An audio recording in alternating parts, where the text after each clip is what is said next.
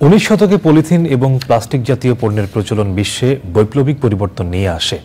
তবে অপচনশীল এসব পলিথিন ও প্লাস্টিক দ্রব্যের মাত্রাতিরিক্ত ব্যবহারের কারণে পরিবেশ ও জীববৈচিত্র্যের উপর মারাত্মক ক্ষতিকর প্রভাব পড়ছে।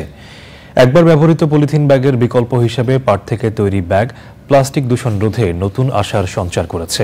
পরিবেশ বান্ধব সোনালী ব্যাগ নিয়ে আলিম আল রাজির রিপোর্ট।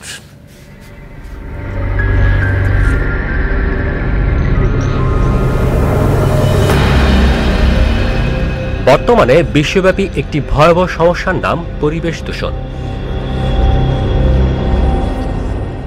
শিল্পায়ন, নগরায়নের সাথে সাথে বিভিন্ন ধরনের দূষণে জর্জরিত পরিবেশ ও জীববৈচিত্র্য। এসব দূষণের মধ্যে প্লাস্টিক দূষণ অন্যতম।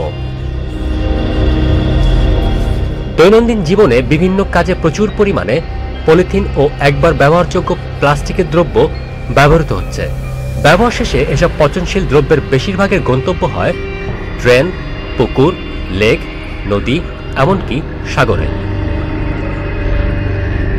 প্লাস্টিক দূষণের কারণে মাটির জৈবিক গুণাবলী নষ্ট হচ্ছে, ক্ষতিগ্রস্ত হচ্ছে জলজ জীববৈচিত্র্য। এছাড়া মাটি, পানি ও বাতাসে মাইক্রোপ্লাস্টিকের উপস্থিতি পাওয়া যাচ্ছে ভয়ানক মাত্রায়। এই সমস্যা থেকে উত্তরণের জন্য একবার ব্যবহৃত প্লাস্টিকের বিকল্প হিসেবে বিভিন্ন ধরনের সেলুলোজ ভিত্তিক পলিথিন প্লাস্টিক দূষণ নিয়ন্ত্রণে নতুন আশার সঞ্চার করেছে। পাটের আঁশ থেকে প্রাপ্ত সেলুলোজ ব্যবহার করে বায়োডিগ্রেডেবল পলিথিন তৈরিতে সাফল্য দেখিয়েছে বাংলাদেশ।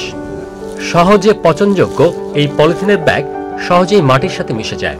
সোনালী ব্যাগ হিসেবে পরিচিত এই পরিবেশ বান্ধব পলিথিনের ব্যবহার বৃদ্ধি পেলে একদিকে যেমন প্লাস্টিক দূষণ হ্রাস পাবে, অন্যদিকে ফিরবে সোনালী আঁশ খ্যাত পাটের হারিয়ে যাওয়া সুদিন।